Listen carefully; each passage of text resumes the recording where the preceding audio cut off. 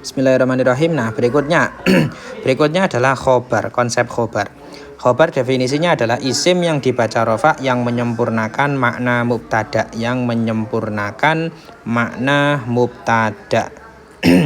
Menyempurnakan makna di sini yang dimaksud adalah dia sudah berfaedah secara sempurna. Ibaratkan dalam kalam itu adalah mufid. Jadi faedatun yahsunu as-sukutu 'alaiha gitu, yang sekiranya si pendengar atau mukhatab itu sudah bisa diam dan tidak bertanya kembali, sudah selesai. Nah, terus kemudian di sini saya ingin menjelaskan tentang menyempurnakan makna. Contoh, misalkan ada contoh Zaidun qaimun. Jadi ini sebenarnya yang dimaksud dengan menyempurnakan makna adalah kaitannya dengan bagaimana kita menemukan khobar. Jadi kalau misalkan dalam sebuah teks bahasa Arab, paragraf gitu ya, bagaimana kita menemukan khobar? Kita bisa menemukan mubtada di awal, kemudian khobarnya yang mana dari sekian panjang kalimat itu, yang mana khobarnya? Anggaplah misalkan dalam surat Al-Fatihah ya, itu ada alhamdulillahi rabbil alamin. Alhamdulillahi rabbil alamin.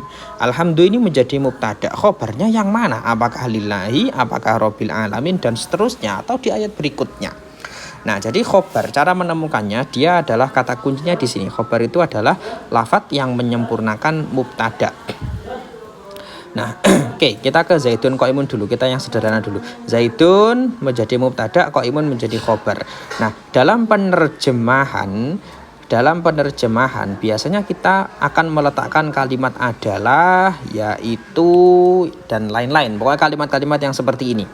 Nah, di mana kita meletakkan adalah, yaitu, dan seterusnya, ini adalah khobar.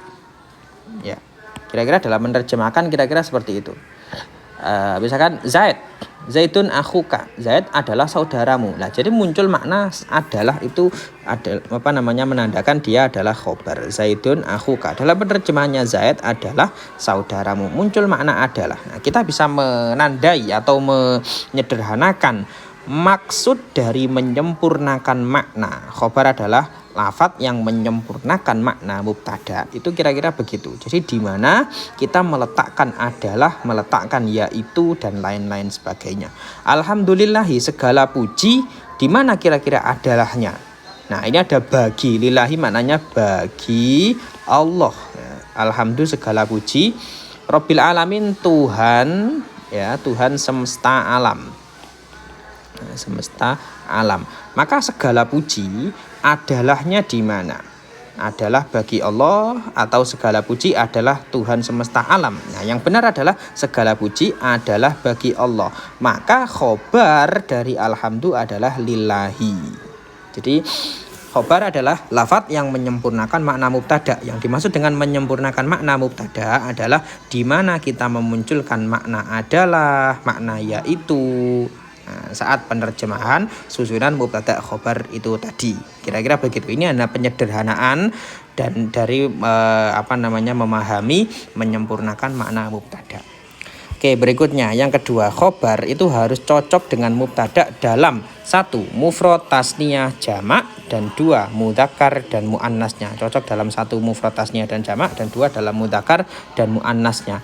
Artinya ketika mubtada itu mufrad, maka khobar harus mufrad. Ketika mubtada itu tasniyah, khobar juga harus tasniyah. Jamak juga harus jamak. Ketika mubtada itu mudzakkar, juga harus mudzakkar. Nah, muannas ya muannas begitu. Contoh misalkan Zaidun qaimun, ya, Zaidun qaimun. Zaid ini adalah mufrad, qaimun juga mufrad. Nah, cocok berarti, karena kalau tasniyah qaimani, kalau jamak qaimuna, dan seterusnya. Zaidun mudzakkar, qaimun juga mudzakkar. Kalau muannas maka qaimatun, begitu kan ya. Nah, gitu. Jadi harus cocok dalam mufrad, tasniyah, dan jamak. Kalau satunya mufrad maka satunya juga harus mufrad, tasniyah, jamak, mudzakkar dan muannas juga harus cocok. Oke, berikutnya khobar boleh lebih dari 1 meskipun mubtadanya hanya 1. Contoh misalkan Zaidun mahirun aqilun, ya. Kemudian jamilun, kemudian Sa'idun. Ya, jadi boleh banyak sekali khobarnya. Khobar boleh lebih dari satu, tapi mubtada hanya satu. Oke, selanjutnya. Nah, urutan susunan mubtada dan khobar. Jadi mubtada dan khobar. Perhatikan ini dulu.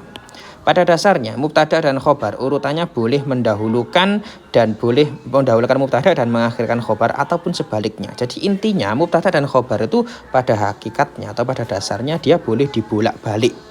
Boleh mubtada dulu, boleh khobar dulu, terserah. Dengan catatan tidak ada kesamaran atau disebut dengan iltibas antara mana yang mubtada dan mana yang khobar. Jadi yang penting jelas, kelihatan mana yang mubtada, mana yang khobar. Nah, kecuali kalau tidak jelas, maka wah ini dua-duanya bisa jadi mubtada ini. Dua-duanya juga bisa jadi khobar. Nah, kalau kasus yang seperti itu, maka wajib mendahulukan mubtada, khobarnya di belakang. Nah, kalau tidak ada kesamaran, tidak ada iltibas antara mana yang mubtada, mana yang khobar, ya sudah, maka boleh terserah sampean, boleh dibolak-balik. Jadi gitu ya. Jadi bila terjadi kesamaran atau terjadi iltibas antara mana yang mubtada, mana yang khobar, maka harus didahulukan mubtadanya. Mubtada harus di depan. Oke, kita ke contoh yang ini dulu. Jadi contoh di sini yang terjadi kesamaran. Zaidun akhuka. Zaidun akhuka. Ini kalau sampean balik menjadi akhuka Zaidun, akhuka menjadi mubtada, Zaidun menjadi khobar. Ini juga benar. Nah, ini juga benar. Nah, maka di sini terjadi iltibas mana yang mubtada, mana yang khobar. Nah, sehingga harus didahulukan yang mubtadanya dan khobarnya harus diakhirkan. Artinya saman dalam contoh Zaidun akhuka ini pasti yang di depan adalah mubtada, yang di belakang adalah khobar. Nah, kalau dalam contoh yang di atas, contoh yang ini, yang Zaidun qaimun ini jelas sekali. Ini dibolak-balik pun juga jelas mana khobar, mana mubtadanya. Zaidun qaimun ataupun qaimun Zaidun ini jelas mana mubtada, mana khobarnya. Zaidun ini ma'rifat, qaimun ini nakiro. Qaimun tidak mungkin jadi mubtada karena nakiro.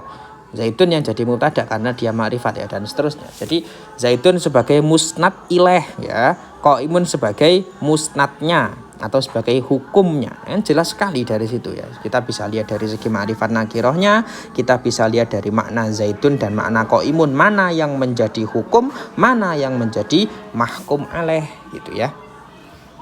Oke, next berikutnya. Jadi itu tadi yang barusan yang di atas tadi adalah yang boleh, ya, boleh di depan, boleh di belakang. Nah, sekarang ini yang wajib mendahulukan mubtada, dan mengakhirkan khobar, artinya harus tertib. Yang pertama, keadaannya adalah bila khobarnya berupa jumlah fi'liyah, ya, bila khobar berupa jumlah fi'liyah. Ya, contoh misalkan Zaidun koma, ya, Zaidun menjadi mubtada, koma menjadi khobar. Nah, di sini khobarnya berupa jumlah fi'liyah. Nah, yang di sini fa'ilnya adalah berupa dhamir huwa yang dikira-kirakan yang kembali kepada Zaid. Ya, maka di sini susunan seperti ini wajib mendahulukan mubtada dan mengakhirkan khobar. Yang kedua adalah bila mubtada diringkas dengan didahului salah satu huruf peringkasan atau huruf hasr. Huruf hasr itu ada innama, ya, atau ada illa. Ya. Ini misalkan innama Zaidun qaimun. Jadi kalau didahului salah satu huruf hasr maka dia harus di depan. Berikutnya bila mubtada disertai dengan lam ibtida. Contohnya la Zaidun, ya, la Zaidun qaimun. Ini didahului oleh lam ibtida, maka mengakibatkan lafadz yang disertai lam ibtida harus berada di depan. Yang terakhir, bila mubtada berupa lafadz yang harus berada di permulaan. Memang lafadznya itu berupa lafadz yang harus di permulaan, seperti contoh lafadz istifham. Nah, kam menjadi mubtada. Kam berapa minanisa'i, dari beberapa perempuan, fil baiti berada di dalam rumah. Nah, atau man tang suruhu, man siapa tang suruhu yang kamu tolong. Nah, gitu ya. Jadi ketika mubtadanya berupa lafadz-lafadz yang harus di permulaan, yaitu misalkan adalah lafadz-lafadz istifham seperti kam, seperti man, ya, ini. Oke, nah berikutnya adalah wajib mendahulukan khobar dan mengakhirkan mubtada dibalik.